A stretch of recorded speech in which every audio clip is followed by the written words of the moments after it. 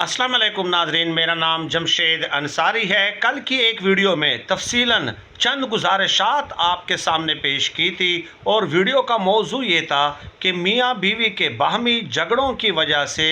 पैदा होने वाली बीमारियां कौन कौन सी हैं। चुनाचे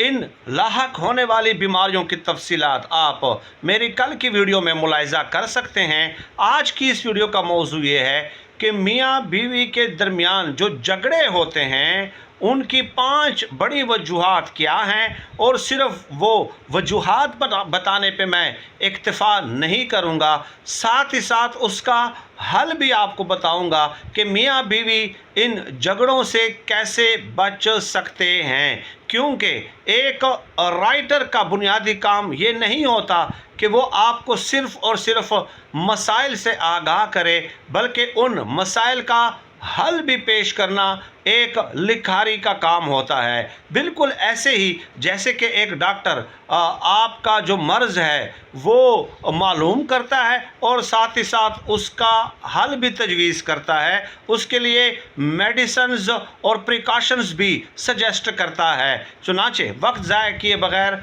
वीडियो के मौजू का बाकायदा आगाज़ करते हैं। सबसे पहली वजह और सबसे बड़ी वजह जो मियाँ बीवी के दरमियान झगड़े का मूजब और सबब बनती है वो है काउंटर आर्गूमेंट, बहस और बहस दर बहस। चुनाचे एक मामूली नुक्ते पे उनके दरमियान बहस का आगाज़ होता है, पलट कर मुखालिफ फरीक की जानिब से रद्द अमल और जवाब दिया जाता है और इस तरह बहस बढ़ती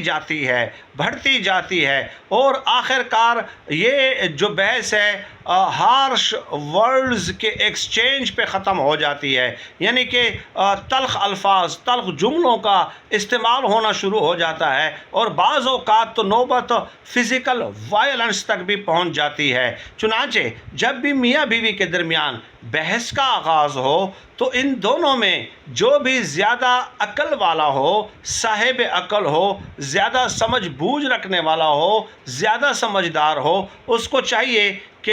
he should leave the room, वो उस कमरे को छोड़ दे, वहाँ से चला जाए। क्यों? मैंने एक वीडियो में बताया था कि अगर आप 3 मिनट तक गुस्से को कंट्रोल में रखते हैं तो आपका गुस्सा खुद ब खुद ख़त्म हो जाता है। ये भी मैंने तफसीलात एक वीडियो में आपके सामने पेश की थी और उसकी साइंटिफिक रीज़न भी बताई थी। चुनाचे जब बहस का आगाज़ होता है तो ज़्यादा समझ वाला जो है वो कमरे को छोड़ दे और इस तरह ये जो तलखी है वो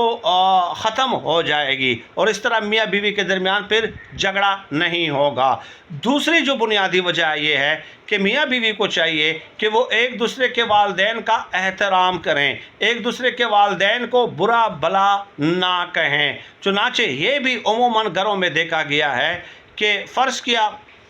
शोहर की तरफ से बीवी के वालिदैन के मुतालिक कोई सख्त अल्फाज इस्तेमाल किए जाते हैं या वालदा के मुतालिक या वालिद के मुतालिक, तो डेफिनेटली पलट कर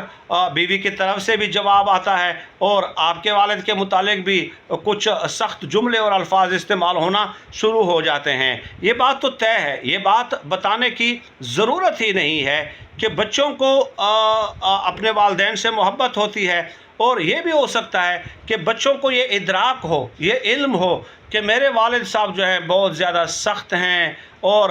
लड़ाई झगड़े के वक्त जो है गैर ज़रूरी अल्फाज का इस्तेमाल कर लेते हैं, गुस्से के तेज़ हैं, गरम मिजाज हैं। हो सकता है बच्चे को अपने वालिद से दिल ही दिल में, वालिद से या वालदा से दिल ही दिल में ये शिकायत हो, बहुत सारी शिकायतें हों, लेकिन जब वो किसी दूसरे की ज़बान से अपने वालिद या वालदा के बारे में गलत अल्फाज सुनते हैं तो वो नेचुरली उसको बर्दाश्त नहीं कर सकते हैं। चुनाचे मियाँ बीवी दोनों को चाहिए कि एक दूसरे के वालिदैन का एहतराम करें, एहतराम पे मबनी महज़ब अल्फाज के साथ उन्हें याद करें जब भी उनका ज़िक्र हो, उनकी बुराइयों को बिल्कुल उनकी बुराइयों का बिल्कुल तस्करा ही न करें, बल्कि उनके मस्बत पहलुओं को हमेशा उजागर करें। तो इस तरह यकीनन वो घर जो है झगड़ों से महफूज रहेगा। तीसरी वजह यह है कि आम तौर पर यह देखा गया है कि बीवियाँ जो हैं ख़ासकर पाकिस्तानी समाज में अपने शोहर के बारे में बहुत ज़्यादा इंक्वायरीज़ करती हैं और इससे भी घर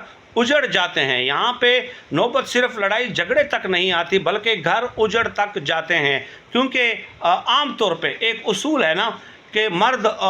جاب کے سلسلے میں یا بزنس کے سلسلے میں گھر سے پورا دن باہر ہوتے ہیں، تو کبھی کبھار کام کی نوعیت ایسی ہو جاتی ہے کہ وہ آپ کا فون بھی اٹینڈ نہیں کر سکتے، میٹنگز میں مصروف ہوں گے یا کسی کسٹمر کے ساتھ ڈیلنگ میں مصروف ہوں گے، یا تو کبھی کبھار وہ لیٹ بھی ہو جاتے ہیں اور آپ کا فون بھی اٹینڈ نہیں کرتے۔ تو یہ جو چیز ہے یہ بیویوں کو پھر شک میں مبتلا کر دیتی ہے اور وہ غیر ضروری انکوائریز کرنے لگ جاتی ہیں۔ ہمارے ایک استاد صاحب نے کہا تھا، اللہ پاک انہیں غریق رحمت فرمائے، بڑے ان سے ہم نے بہت کچھ سیکھا ہے۔ ویسے استادوں سے تو سیکھتے ہی ہیں، سب اساتذہ سے ہم نے سیکھا ہی ہے، اور آج جس مقام پہ ہیں یہ انہی والدین اور انہی اساتذہ کے مرہون منت ہے۔ تو استاد محترم نے، مرحوم نے کہا تھا کہ نکاح کرنے سے پہلے اپنی آنکھیں کھلی رکھیں اور نکاح کرنے کے بعد اپنی آنکھیں بند کر لیں۔ یعنی آپ نے جتنی بھی انکوائریز کرنی ہے، جتنی بھی تفتیش کرنی ہے بیوی کے بارے میں یا ہسبینڈ کے بارے میں، آپ نکاح سے پہلے کریں، اس کے بارے میں مکمل جانکاری حاصل کریں، تحقیق و تفتیش کریں۔ لیکن جب ایک بار آپ نے نکاح کر لیا تو اس کے بعد آپ کو ٹرسٹ کرنا چاہیے، انلیس کہ آپ کے پاس کوئی سالڈ پروف نہ ہو اپنے ہسبینڈ کے بارے میں یا آپ کی وائف کے بارے میں بہت زیادہ سالڈ پروف نہ ہو۔ تو عام حالات میں ہم نے یہ دیکھا ہے کہ بہت زیادہ انکوائریز ہوتی رہتی ہیں۔ چوتھی جو ریزن ہے وہ یہ ہے کہ عقیدہ اور مسلک کی اختلافات، اور یہ بھی موجود ہیں اور ہمیشہ سے موجود رہیں گے، تو اس پہ بھی بحث کرنے سے جو ہے گریز کرنا چاہیے، کیونکہ یہ مسائل آپ گھر کے اندر بیٹھ کر حل نہیں کر سکتے اور نہ ہی یہ کبھی حل ہوں گے۔ استاد صاحب نے، میرے استاد محترم نے یہ بھی ہمیں بتایا تھا کہ اختلاف ہو لیکن خلاف نہ ہو۔ تو اختلاف بھی ایک